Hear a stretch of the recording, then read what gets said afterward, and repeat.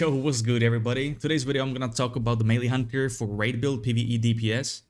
Now I'm running Lone Wolf, not running any pet, so Lone Wolf increases our damage by 30%. This was a run before the nerfs. The nerfs just landed today as of from EU, and I didn't really get to get a proper raid from a hunter after the nerf, so I cannot really say.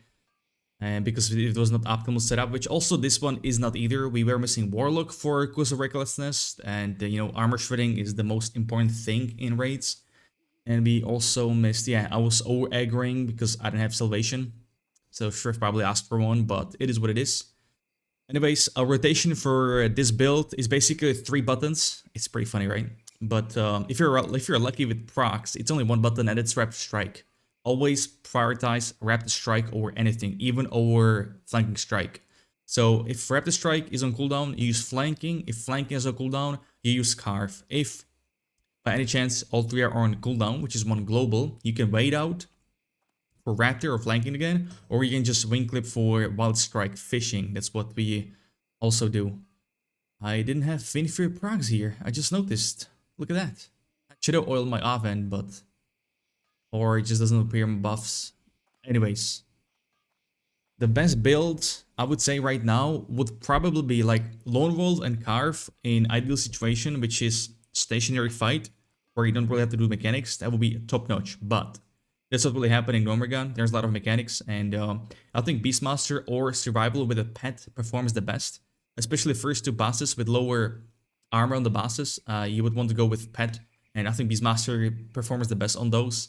But after this nerf hits Lone Wolf and Carve the most, but it's only like 1.5% more nerf than BM and pet or Survival with pet. So it's nothing too crazy. Also forget to use unused headpiece, gloves and whatnot, as you can see right here on the screen. I have leatherworking, epic headpiece and engineering belt in this macro. I didn't use that. You didn't see my cursor. Anyways, I didn't even use leatherworking gloves for attack speed. Kinda sad. I could have pumped way harder on this one. So as you can see, I still have some stuff to iron out to have perfect. We're about to have Bellish Shout fall off, so we lost some attack power there for quite a long time. It is what it is. So this is just this boss, and I'll show you the last boss as well. These are the parses I came up with before the nerf.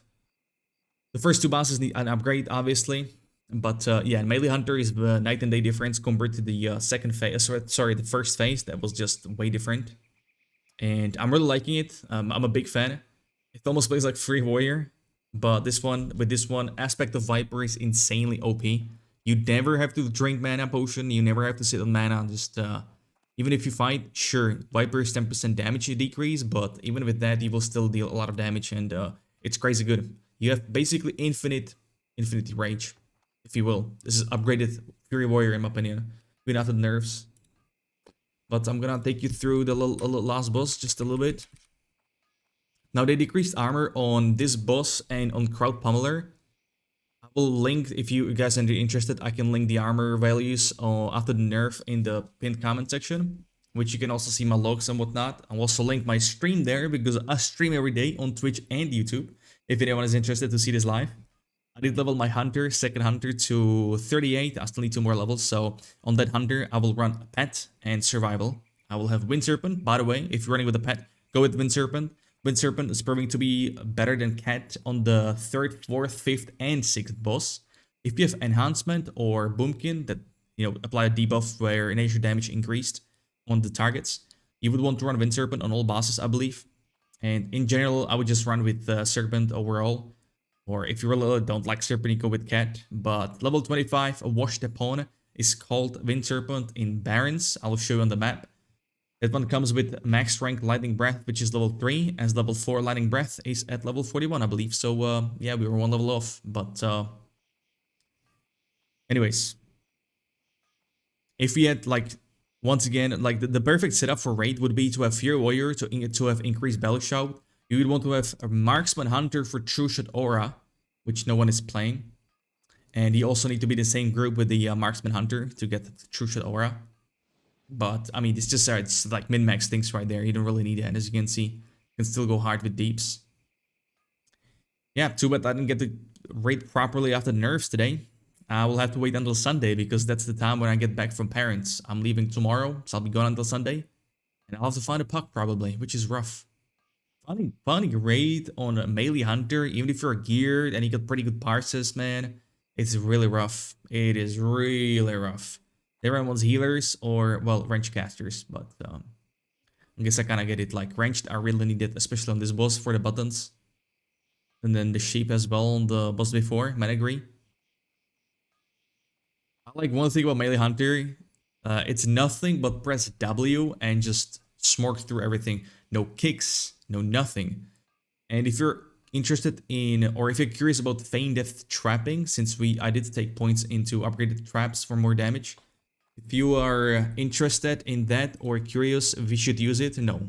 It's DPS lost. You don't want to use it with this build. You don't want to use it.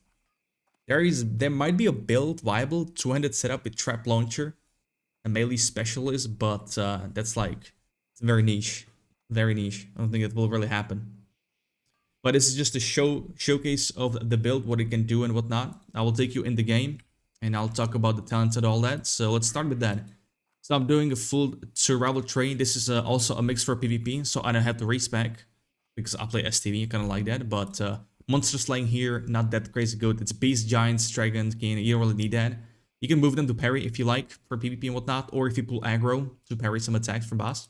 Humanoid slaying, very needed. You want to take this. Also applies to PvP. Some parry, savage strike is the best talent, one of the best talents in the tree. For rapid strike crit chance, you do not want to go with Mungo's Bite. Mungo's Bite is the worst skill in the game. Not only it has a condition of you dodging an attack, but it does no damage. Ignore this skill. Waste of global. Survivalist, I mean, it's pretty good for bot strike proc if you have nothing else to press. So you would want to use Mungo's Bite instead of Wing Clip because this one does more damage than Wing Clip, but small. This for HP increase, I like that, you know, the rate you, in this rate you kind of take some damage, so, especially once again for PvP, but it's a different video. Clever traps for trap increase, very good on trash. You feign death as an opener into explosive trap, good stuff. Deter, if you take aggro or anything by any chance, or a tank dies, you don't have a battle res, you have to tank for a little bit, or you have, because of aggro and whatnot, and you're very close to killing the boss, why not? Sure-footed for the hit chance, 3%, very easy to hit cap.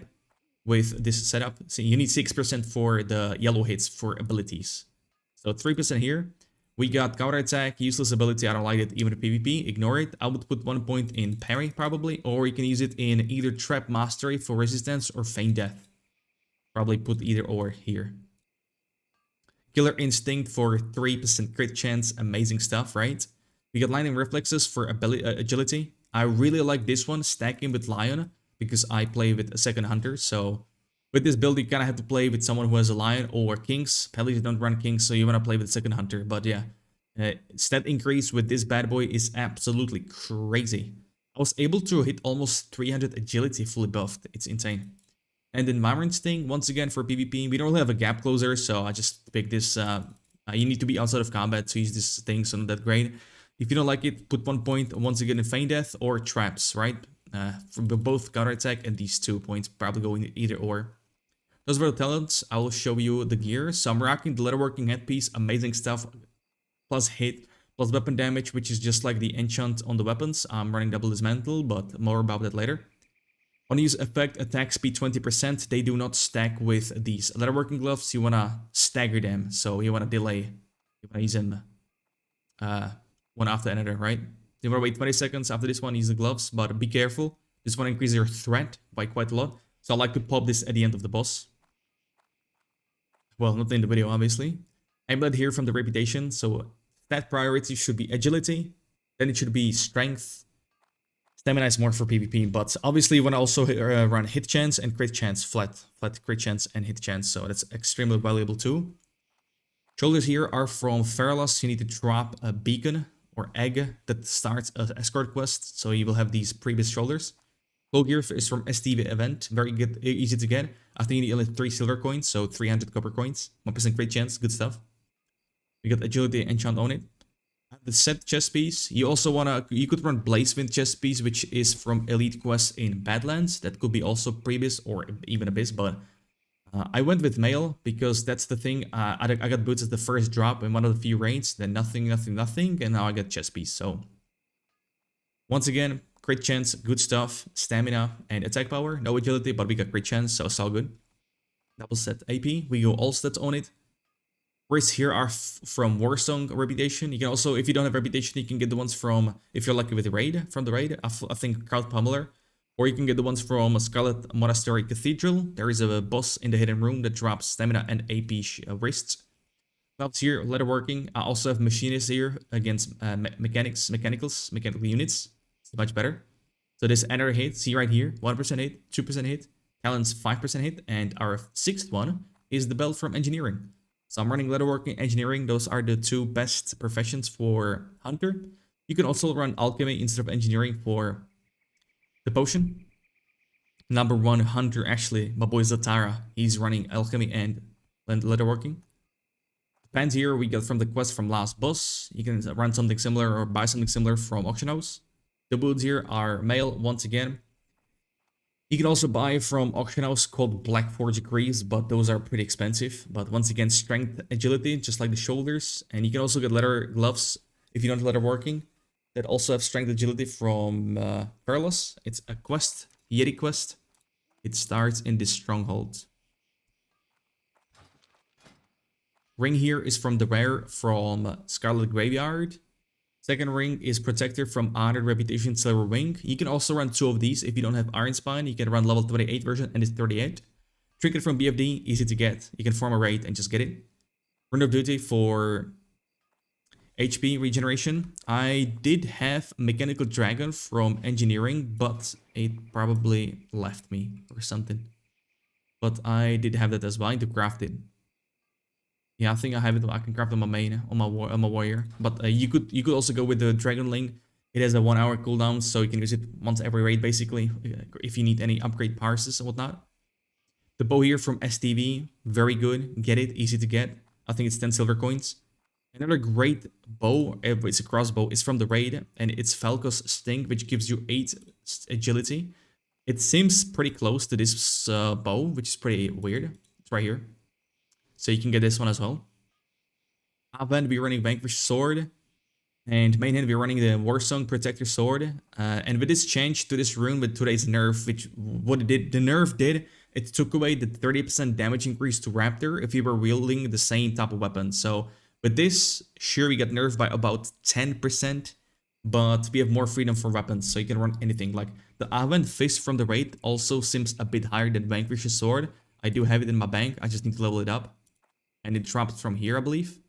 And it's right here, Cogmaster's Claw. So strength, edge, stamina in offhand. I'll probably try it if I level my my weapon. And you know, main hand base would be obviously the fist weapon here, but I never saw it drop, so probably doesn't exist. Doubles the gear. When it comes to runes, I am running Lone Wolf on the chest piece for 30% increased damage. But yeah, you need to play with a secondary hunter. That's the only downside. Because, yeah, people will cry very loud if you don't run Lion. You guys know what I'm talking about in my guild.